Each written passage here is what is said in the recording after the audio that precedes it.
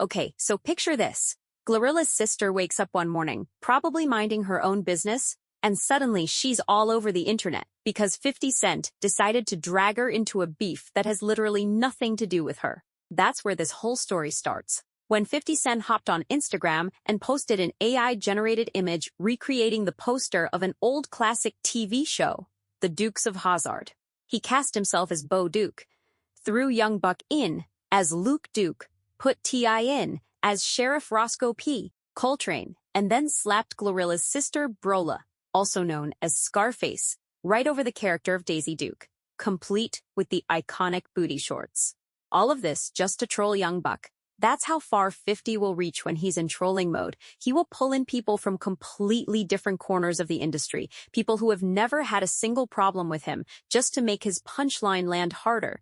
And what makes it even more wild is that this isn't the first time he's done something like this. If you've been following 50 for even a year, you already know that once he locks in on someone, the entire world around that person becomes fair game. Now here's the interesting part. GloRilla actually saw the post, and instead of being offended, she loved it. She posted a reaction video showing she was genuinely happy to be included.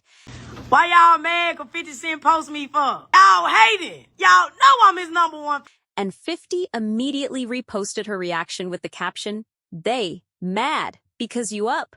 Young Buck kicked out you in the group. At least I know you ain't looking at my A*SLOL. So GloRilla ends up being unbothered and actually becomes part of the joke alongside 50. But Young Buck was not laughing. Not even a little bit. Because while GloRilla got the fun side of this moment, Buck got the sharp edge of it. And that caption, "Young Buck kicked out you in the group," was deliberate. It was 50, reminding the world that Buck is on the outside looking in, that he got removed from G-Unit, that his seat at the table is gone. And 50 knows exactly how much that stings. So Buck did what he's been doing more and more lately. He went on Instagram, straight from his neighborhood, and fired back. He looked directly into the camera and said, "When NS started trolling, I do HT that. A no wish he could do. And I ain't signed to your bitch ass no more, nigga. Fuck you, and I don't owe you a quota." Walk through your neighborhood. Walk through your hood first. You want to play all these gay asterisk jokes and tea. Walk through your neighborhood and let's see how the folks treat you with no security. I ain't got nothing to say to you.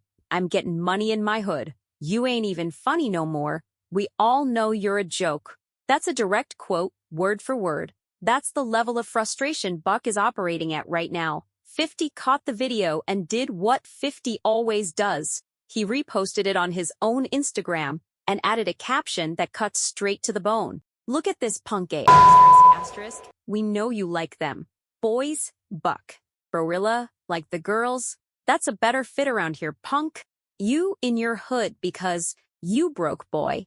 And if that wasn't enough, Tony Yayo slid into the comments with a simple, "We be in Southside all the time," backing up 50's point that Buck being in his hood isn't some act of bravery, it's just where he is because he has nowhere else to be. 50 eventually deleted the posts, but by that point they had already circulated everywhere. The internet had already eaten it up. The damage, or the entertainment, depending on which side you're on, was already done. But this particular exchange didn't exist in a vacuum, because 50 didn't just post the Dukes of Hazzard image and call it a day. He also went back and reshared a video from a gossip blogger covering the transgender scandal involving Young Buck, the original incident that many people consider the real starting point of this current phase of their feud.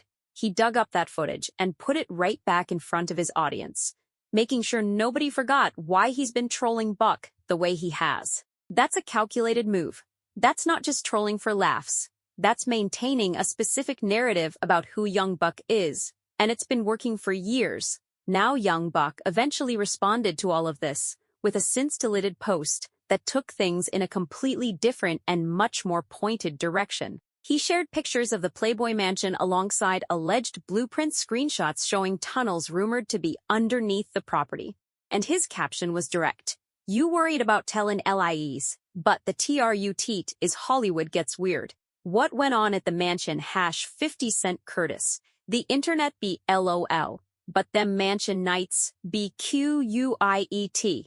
That post is now deleted, but it was screenshotted and shared everywhere before it came down. Buck was not making a vague accusation. He was pointing his finger at 50 Cent, specifically tying him to conspiracy theories about the Playboy Mansion and suggesting that 50 has secrets of his own that he would rather keep quiet. Now here's the full context on that, because it matters. The Playboy Mansion tunnel conspiracy theory that Buck referenced actually traces back to an April Fool's joke that Playboy itself originally posted as a prank. They put up fake blueprint content, deleted it, but by then the internet had already run with it. One of Hugh Hefner's former girlfriends even addressed it publicly, explaining that it started as a joke that people latched onto right before the whole QAnon era took hold. So the blueprints Buck shared appear to be rooted in that same fake prank material. But Buck's underlying message, that something weird went on at those mansion parties involving 50, that's the real accusation. And that part isn't something anyone can definitively verify or dismiss. What's clear is that Buck is trying to turn 50's own style of weaponized implication right back at him. You've been dropping hints about me for years? Fine, I can do the same thing. And notably, 50 did not publicly respond to the Playboy Mansion post at all. That silence from 50 is interesting, because the man responds to everything, which brings us to Tony Yayo. And honestly, his perspective is one of the most important pieces of this entire puzzle. Yayo was there. He came up in G-Unit. He knows both of these men personally, and he sat down for an interview at one point and spoke extensively about young Buck, the beef with 50, the transgender rumors, and Buck's legal troubles. And what he said was more nuanced than you'd expect from someone still in 50's corner. When the trans allegations came up, Yayo didn't pile on. He actually pushed back a little, saying, as for the transgender thing, that's more his choice. He had some superstar chicks that he used. I don't want to say any names. He was doing his thing. I just know him for that. He was a cool guy. He was always unpredictable to me. He's not confirming the rumors. He's not denying them with aggression either. He's saying the Buck I knew was doing his thing with serious women. Whatever happened after that is complicated. And that's a very different energy than what 50 brings to the same topic every single time he opens Instagram. Then, Yayo got brutally honest about what Buck is actually up against by continuing to engage 50. He said plainly, now the rants you go on, it's just gonna FK you up. I don't know what deal you signed with 50 Cent or negotiated, but motherfucker will just shut you down cause 50 ain't scared of nobody. He'll destroy your asterisk. That mother asterisker is nobody to go pause with. He'll destroy you. That is a direct quote from someone who has been inside G-Unit for decades. That's not a hot take from an outsider. That's a warning from a man who has watched 50 operate up close and knows exactly what he's capable of. And notice what Yayo is saying. He's not saying 50 is right. He's not saying Buck deserves what he's getting. He's saying that engaging 50 on his own social media battlefield is a losing strategy for anyone, because 50 is simply more ruthless about it than anyone who comes at him. Yayo also addressed Buck's legal troubles directly, dropping the line, no man is your friend, no man is your enemy, every man is your teacher, and adding that nobody is exempt from jail if they keep putting themselves in bad positions. The combination of legal trouble, financial collapse, and an ongoing public war with 50 has left Buck in a place where every move he makes gets amplified and used against him. And speaking of financial collapse, Buck settled a long-running bankruptcy case with 50 not too long ago, agreeing to pay him over $200,000. The dispute went back years. 50 claimed he had given Buck a personal loan. Buck maintained it was an advance for music he was supposed to release under the label. That argument dragged through courts for years and ended with Buck writing that check. So when 50 posts, "You broke boy," there's actual court paperwork sitting directly behind that insult. This is not just talk. Now, just when you think the situation couldn't get any more layered, 50 goes and starts a whole separate beef, this time with Big Meech, co-founder of the Black Mafia family, who had just gotten out of federal prison after serving over 15 years. Big Meech linked up with Rick Ross for a welcome home concert, and 50, who had been producing the BMF show on Stars, saw that as a straight-up betrayal. He started posting a photo of a rat with the words, "I think I'm Big Meech," underneath it, insinuating that Meech had cooperated with authorities. He also started teasing a tell-all documentary from a former BMF associate who had been accused of being a government informant. Meech fired back and called 50 an internet gangster, stating publicly, "I've never folded, never told, never will. Death before dishonor, always." 50 wasn't moved. He leaked private text messages from Lil Meech, Big Meech's son, who also stars in the BMF show, showing Lil Meech expressing frustration and writing, "I can't believe this, man. You act as if I'm your enemy. I've only ever shown you love." 50 posted those texts publicly with the caption, "What next season, little?" basically threatening to cancel the show entirely. Then the Welcome Home concert got called off at the last minute, and 50 went on Instagram and wrote, "I had nothing to do with this. Please stop calling my phone." Nobody believed that for a single second. It was right in the middle of all of this that young Buck stepped in with a very short, very direct message on social media. He shouted out Big Meech for coming home and then said, "Quit playing with dude. Quit playing with dude." And shout out to Big Meech. Welcome home. Quit playing with dude. Quit playing with dude. I'ma say that much. 6 words of warning.